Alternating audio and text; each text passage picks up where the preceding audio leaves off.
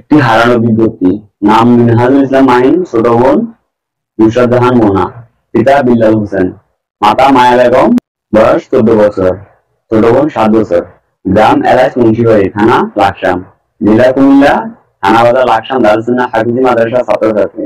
গত 26 জুন 2024 রোজ বুধবার দুপুর 2 ঘটিকার সময় মাহিন এবং তার ছোট বোন মোনা তাহার নানা বাড়ি বিমুল হইতে লাকসাম মাদ্রাসায় যাওয়ার পর থেকেই নিখোঁজ হয়ে যায়।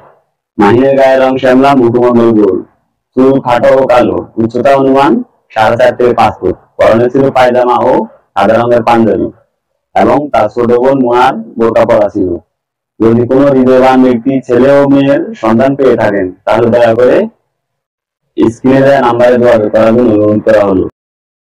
যোগাযোগের নাম্বার: মামা 018298029220, 0151885809, টাকা 018118282468।